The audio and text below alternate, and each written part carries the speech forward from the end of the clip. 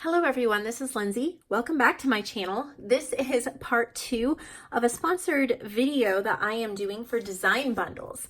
And if you watched the previous video, and if you haven't, I'll just put it in the description box below. You can click the link and watch it. It's a Photoshop tutorial where I make this set of 4 tea time papers using some really cute and adorable images from their Mega Craft bundle. There are 40,000 images, graphics, craft files, patterns, all those kind of things available for an incredible discount. It's a lifetime of happy crafting, believe me. So you might want to check that out. That link will be below as well. But these 4 papers I am including as a freebie if you watch this video. So in the description box below, you'll be able to click on a link just to download these so you can craft along with me. So you might want to pause the video, go get them, print them, and come back. This is not a vintage journal. This is just a quick little happy mail, quick birthday present. You don't have much time. You want to make something sweet and thoughtful. You don't want just a quick card or whatever. So this I'm actually going to be giving to my niece for her birthday. She is turning 5 years old in end of July. And I already have a gift for her, but instead of a regular card, I wanted to make her a little journal that she could use. And I know that her mommy loves tea, my sister-in-law, and I'm sure that she likes tea, at least the idea of tea as well. So these are the 4 pages that we designed, and I just thought it was really, really cute. And so I'm going to just create something super simple here with you guys. No, nothing fancy. We're just going to take a piece of cardstock. This is just a normal 8.5 by 11, fold it in half. And I'm creating for a 5-year-old, so she doesn't need everything. She doesn't know, not everything has to be vintage. And, sometimes we overthink things. And I think that people just love the fact that you have thought about them, the fact that you have put time and energy and thought. I'm doing a lot of pink. She is, little girl. I do not have any daughters. I have 3 boys, and she is my only niece. So she's very special to me, to our whole family. So I have my cover, and I'm going to do something fun if I can find my fabric. So I have just a really pretty floral fabric here, and I want to thank my other sister-in-law, Rachel. I believe it was Rachel who gave this to me. And she was moving and had some fabric that she gave me. So I think that's where I got this from. Anyway, we're not doing any sewing besides the pamphlet stitch. We're just going to use this glue. This is called, wow, thought if I'm in the back room, they'd be quiet. Really? This is called Crafter's Pick. And this is my new favorite glue. I like it better than Fabri-Tac. It is easier to work with. And I will try to remember to put an Amazon affiliate link in the description box below so that you can try it out if you don't have like a Hobby Lobby or something near you. Camera's probably jiggling because I am moving the whole table a lot while I'm doing this. But the affiliate links definitely help me out. I get a little bit of a percentage if you purchase anything on Amazon the day you click on my link. So I'm just gonna press that down. Super simple, just kind of adds a little bit. Oh, look at how pretty that's gonna be.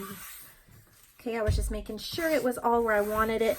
This glue is a very strong hold, so I'm not gonna need to sew it, glue into the paper. It's going to be perfect. I'm gonna grab my scissors. I know I kept scissors in here, and I probably put really junky ones in here that aren't going to cut fabric. I better go get fabric scissors. Scissors work much better. If any of you are quilters or sewers, you will probably hate the fact that I use scissors for fabric and paper. I do have one set of Singer scissors that are exclusively fabric, but and that's because they were my mom's and I grew up with them and everything. She gave them to me, and so those I keep for fabric, not these ones. But everything else, I just use whatever I have whenever I need it. And might not be the best choice, but whatever. So here is just a cute little fabric cover. Isn't that sweet? I really like that. So now we're going to make what's called a signature. It is just a little booklet that goes inside the cover. And I've just pulled out these papers that I've printed and a couple of other ones. Everything needs to be folded in half, so that is the next step. And this is just the basic steps for a journal. You would just add, you know, maybe add more pages, or you would construct a wider spine, or you would add multiple signatures, depending upon the journal. This is kind of a large greeting card journal, like a birthday card journal. It would also, this is not going to be heavy at all. So mailing it would not be expensive if you're just sending someone a little birthday gift. Now, of course, I'm sending my niece a box with, you know, a gift from me, as well as gifts from Grammy and things like that. But if you just had to mail something, you could do this and it would not weigh very much. Oh, let's see. So I'm going to start off with first page. Tea time is the best time. I just have a piece of lined paper. She loves art and drawing and all of that, so I just thought that these would be sweet. I have cardstock in different sizes. I even have a little cute time card. I'm going to put in the 2 scoops of sugar. I have, let's see, another piece of cardstock, a really pretty envelope with some embossing, and then I have a piece of embossed stationery as well, and I will end with this page. I hope I'm in frame. So it's not very many pages. I think there's 10, 11, 12, somewhere in there, and I just put it in there. I'm not even going to clip it because there's not even enough pages for me to worry about it moving around too much. I'm going to take my needle. I should be able, hopefully, to poke through all of these. Maybe not because of the oh, I did, yep.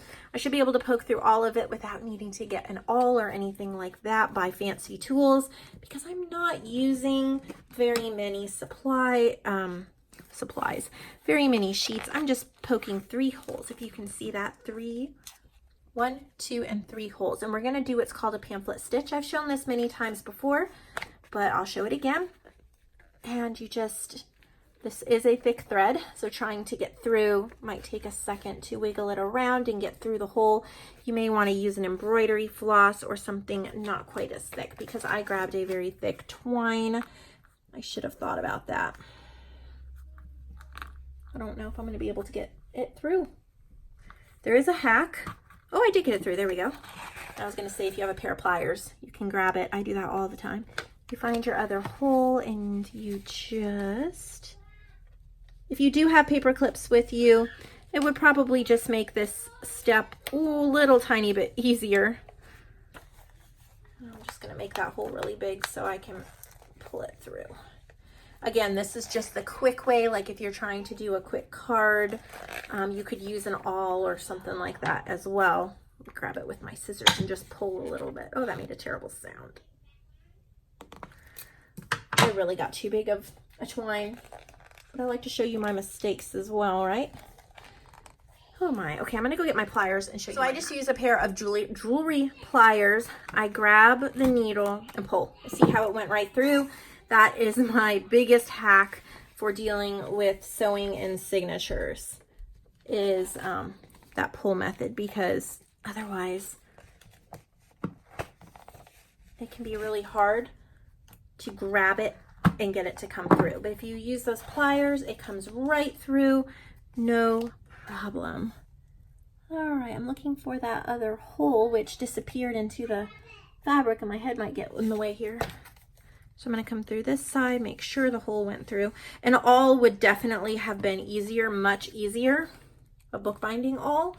But if you don't have one, or you're just doing something quick and you don't have all your tools with you, maybe you're traveling and you can't bring everything with you, there's other ways to get around it. So once I have that done, I'm just going to double knot the twine.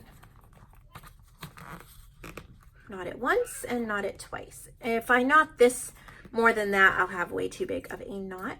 So there's my little happy birthday booklet greeting card journal. And I'm just gonna add a couple of touches. I'm wiggling your camera all over the place. And I'm just gonna leave a fabric cover. I think that is really pretty. And I'll write notes to her later on. But I have a couple of super white pages, which is totally fine. But I have this Tim Holtz stencil that has clocks on it and some pink ink. And I love these makeup brushes instead of using any other kind of sponge for the ink. It just works so well. I will try to link that below as well if I remember it. But look at how cute that is. Since it's tea time, I thought that the clocks would be so fun. And pink clocks, I mean, how cute is that? So I'm just stenciling a little bit just for fun. It is not necessary, but you know, you can add as many little bits and pieces as you want. I definitely want to keep a lot of this just blank because my niece is going to want to probably draw in it and write in it. And, you know, I kind of want her to have her own little journal that she can put special things in and all of that. So I don't want to fill it up with stuff. I want her to be able to have room to draw. She's quite the little artist. And that's what I'm going for here. I'm just trying to add a couple of touches where she would think, oh, that's nice, or that's cute, or something like that. So I'm just finding all of the white pages and just stenciling in some clocks. And that's all I'm doing. You could go back and, you know, print the pages more than once if you wanted to, but this is about quick and easy. This is about last minute birthday, but you still want to create. I also have a stamp here with a clock where she can fill in the time. I thought that might be really cute for like her documenting when she did her artwork. I thought that would be really cool as well, like maybe what time. So in a couple places, I'm going to actually stamp a clock and she can draw in the hands. She's, I'm sure, learning time in school. And so if I do that on a couple places, I think that would be super cute. So that's just kind of, sometimes we need tutorials and ideas for things that aren't just all vintage ladies and coffee dyed vintage photo paper. That's just my opinion. We need real life, day to day. What do you do for your 5-year-old niece when you want to give her a little book, but she's not going to want all of she's not going to appreciate all of the vintage 1800s stuff. She wants something that she can understand and use now. So look at how cute. Oh my boys are screaming. Crisis averted. So anyway, I'll just finish up what I was saying. You have a sweet little like birthday card journal that she can, you know, take in the car. She can draw, she can write, whatever she wants to do.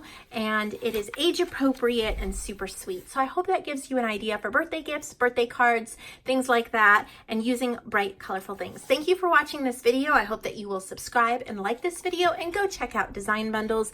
I am sure that you'll find something there that you love.